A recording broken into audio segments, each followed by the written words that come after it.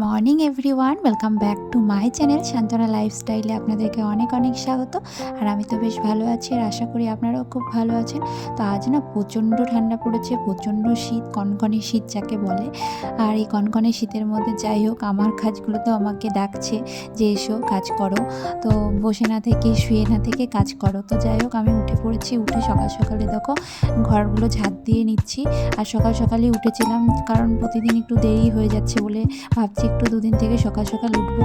তো জানি না কদিন আমি পারবো সকাল সকাল উঠতে। তো যাই হোক, সকাল সকাল উঠে আগে আমাদের এই যে রুমটাকে আগে ঝাঁট দিয়ে নিচ্ছি।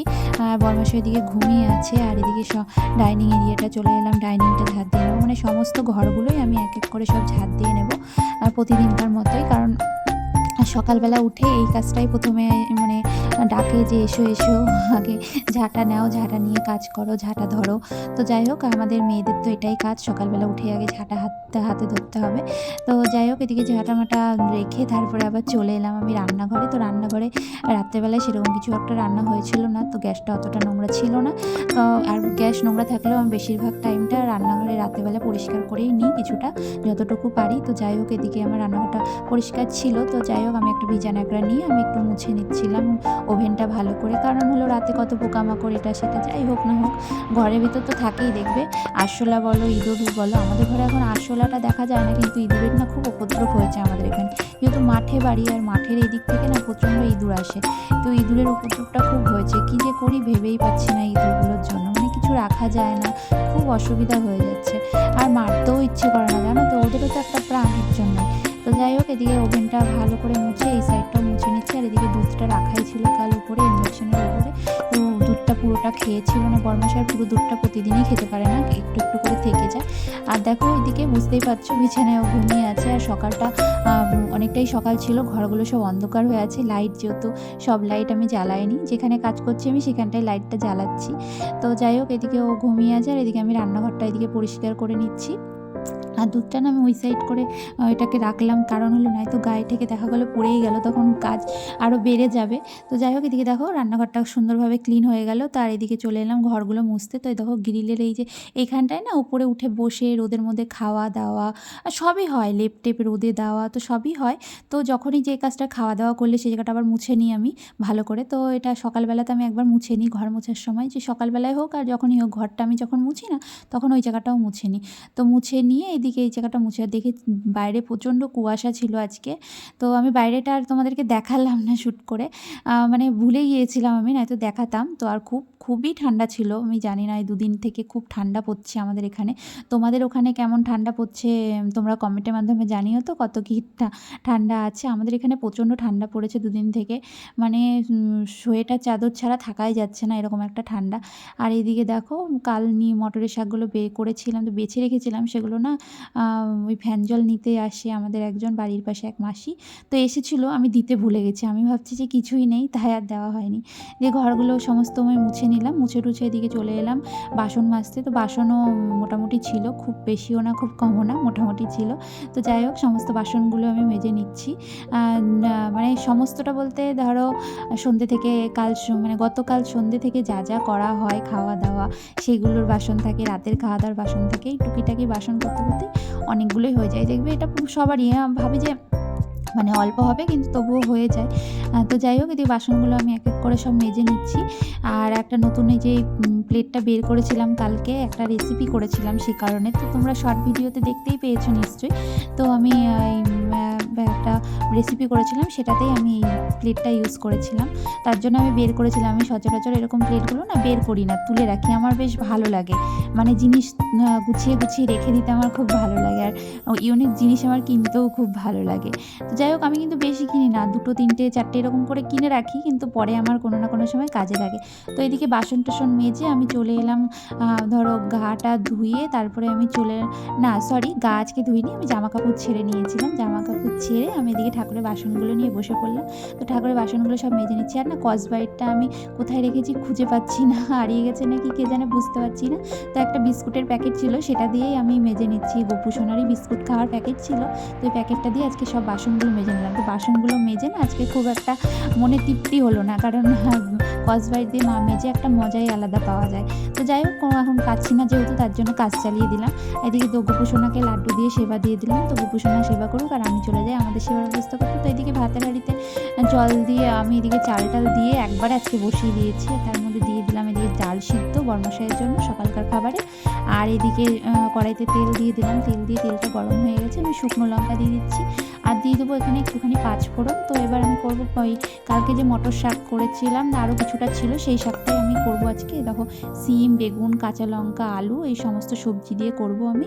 তো এগুলো সব একসাথেই আমি দিয়ে দিলাম। আর দেখো সবজিটার মধ্যে কিছুটা জলও ছিল, আর জলটার জন্য না খুব ফুটছিল, আর আমি জলটা না ঝরিয়ে ভালো করে দিয়ে দিয়েছি। তো এরকম তাড়াহুড়োর সময় না হয়েই যায়। তো যাই হোক, জলটা দিয়ে একদিকে ভালোই হয়েছে জানো, সবজিগুলো বেশ ভালো সেদ্ধ হয়ে গেছিলো জলের মধ্যে। তো যাই হোক, এদিকে সবজিগুলো আমার ভাজা হয়ে গেছে। আমি শাকটা যে কুচিয়ে রেখেছি, আর মটরের শাক না কুচাতে অনেকটাই সময় লাগে, আর যতই কুচাও না কেন মটরের শাক একটু কেমন কেমনই যেন থাকে, ডাটা ডাটা বেশি লাগে আমার কাছে। তো যাই হোক, কিন্তু গতকাল যে আমি মটরের শাকের রেসিপিটা দিয়েছিলাম, রেসিপিটা কিন্তু খুব টেস্টি হয়েছিল। তো জানি না আজকে শাকটা কেমন হবে। তো যাই হোক, এদিকে সবজি দিয়ে করছি, আর হলুদ দিয়ে দিলাম আর লবণ দিয়ে দিলাম। তো আর কিছু দেবো না, এইটুকুই বাস। শাকের মধ্যে আমি এই হলুদ লবণটুকুই দিয়ে থাকি, আর এই কাঁচা লঙ্কা, শুকনো লঙ্কা ফোড়ন এইসবই দিয়ে এই শাকটা এবার আমি ভালো করে এটাকে লাড়িয়ে চাড়িয়ে, দেখো শাকটা প্রায় আমার হয়ে এসছে। এবার শাকটা আমি নামিয়ে নেব। শাকটা সুন্দর করে হয়ে গেছে। তো যাই হোক, নামিয়ে নিলাম। নামিয়ে নিয়ে এবার আমি না একটু চা বসিয়ে দেবো আমাদের জন্য। বরমাসে উঠে গিয়েছে, তো উঠে গিয়ে ওর ব্রাশ ট্রাশ করা হয়ে গেছে, ছোলা বাদামও খাওয়া হয়ে গেছে।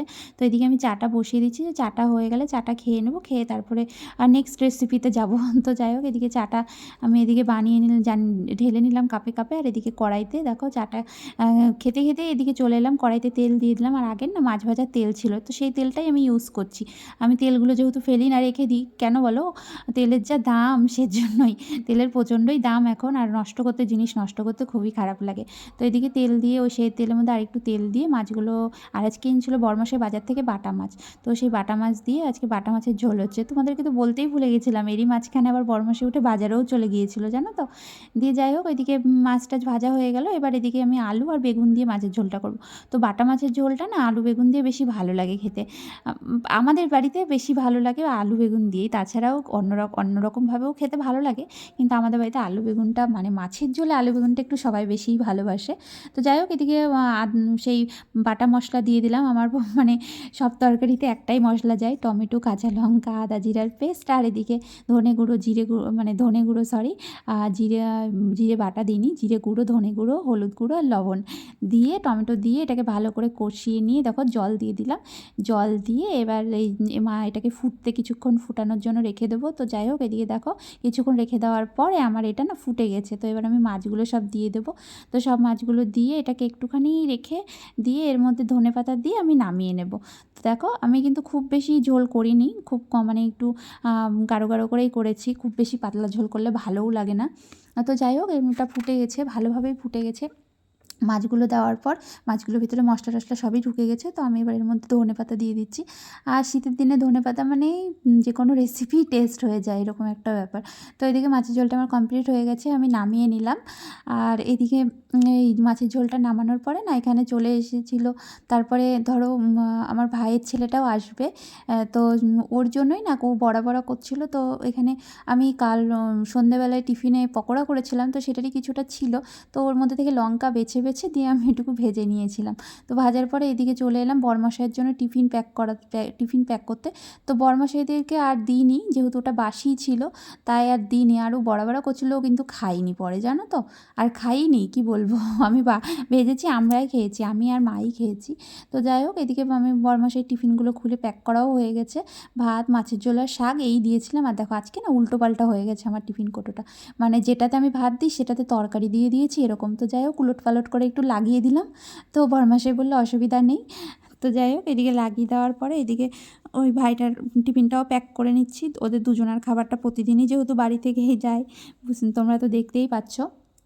তো দুজনের খাবারটাই এভাবে প্যাকিং করে দিয়ে দুজনের জন্য রেখে দিচ্ছে। এদিকে বড়মশাই খাবারটা খেয়ে নিচ্ছে, দেখো দুটো প্যাক হয়ে গেল। আর এদিকে চলে এলাম, বড়মশাই চলে গিয়েছে। তো তারপরে আমি চলে এলাম এই যে ঘরের কাজে, ঘরে বিছানাটা গুছিয়ে নিতে চলে এলাম, যেহেতু এদিকে আর কোনো ঘরে সেরকম আর কোনো কাজ নেই, বাসন আছে মেজে নেবো, বাস টুক করে হয়ে গেল। আর আমি কাজ করতে করতেই না আজ বাসনগুলো সব মেজে নিয়েছিলাম। তো এদিকে বিছানাটা দেখো আমি ভালোভাবে গুছিয়ে নিচ্ছি। তো বিছানাটা না আমি একবার গুছিয়েছিলাম, তারপরে আবার বড়মশাই কী করেছিল মনে হয়, আরেকবার মনে হয় বিছানাটা গিয়ে আবার বসেছিল, তো সে কারণে আমি না আবার পরে গুছিয়ে নিচ্ছি। তো আমার ঠিক মনে পড়ছে না তো কী কারণে আমি একবার গুছিয়েছি পরে আবার গুছোচ্ছি। তো যাই হোক, এটা আবার পরে আর ভালোভাবে ঝাড়িনি, আমি এমনি গুছিয়ে নিলাম, যেহেতু একবার ঝাড়া হয়ে গেছিলো আমার, সেটা তোমাদের সঙ্গে শেয়ার করা হয়নি। তো এদিকে দেখো এগুলো সব করার পর এদিকে তোমাদেরকে দেখাতে এলাম, এই যে সব আমি খাবারগুলো না ছোটো ছোটো বাসনে সব নামিয়ে নিয়েছি বড় বাসন থেকে। আজকে রান্না হয়েছিল মাছের ঝোল, বেগুন আলু বেগুন দিয়ে, শাক আর বড়া আর ভাত দিয়ে। তারপরে এদিকে দুপুরবেলায় মানে দুপুরবেলায় চলে এলাম স্নান টান করে গোপুসোনাকে সেবা দিতে। আর আজকে না পেয়ারা কেটে গোপুসোনাকে সেবা দিয়েছিলাম, আমি বাড়ির পাশ থেকে একজন পেয়ারা দিয়েছিল, সেখান থেকে সেই পেয়ারা দিই। আর এদিকে বসিয়ে দিচ্ছি এটা সন্ধেবেলা চা হচ্ছে, দুপুরবেলা খাওয়া দাওয়ার পরে আর কোনো কিছু করিনি। তারপরে যে সন্ধেবেলা চা হচ্ছে বড়মশাই আমার জন্য। তো আমরা চা খাই আর তোমরা ভিডিওটা স্কিপ না করে দেখতে থাকো। আর যদি ভিডিওটা ভালো লেগে থাকে তাহলে অবশ্যই লাইক কমেন্ট শেয়ার করে দেবে, আর সাবস্ক্রাইব করে পাশে থাকা বেল আইকনটি বাজিয়ে দেবে, যাতে আমার সমস্ত নতুন নতুন ভিডিও নোটিফিকেশান তোমাদের কাছে পৌঁছে যায়। তো অবশ্যই কিন্তু জানাবে কমেন্টের মাধ্যমে যে আজকের ভিডিওটা তোমাদের কেমন লাগলো। তো আমি চা করে নিচ্ছি বড়মশাই আমার জন্য, তখন চাটা ভালো করে ফুটিয়ে নিই। এবার চাটা দুজনের জন্য ঢেলে নেবো কাপের মধ্যে। আর চাটা শুধু বিস্কুট দিয়েই খাওয়া হবে, আর কিছু নেবো না আজকে। সন্ধেবেলায় না একদম সন্ধে টাইমে না বিস্কুটের সাথেই চাটা ভালো লাগে, আদারওয়াইজ আর অন্য কিছু অতটা ভালো লাগে না। কিন্তু আবার একটু টাইম পেরিয়ে গেলে 7টা 8টা বেজে গেলে, মানে 7টা সাড়ে 7টা বেজে গেলে তখন একটু মুড়ি টুড়ি এইসব ভালো লাগে। তো যাই হোক, দেখো দুজনের জন্য চাটা ঢেলে নিচ্ছি। তো আজকের মতন ভিডিওটা এখানেই, তো আবার দেখা হবে নতুন একটি ভিডিওর সঙ্গে আগামীকাল। আজকের মতন tata, bye bye, good night, ভালো থাকবেন আর সুস্থ থাকবেন।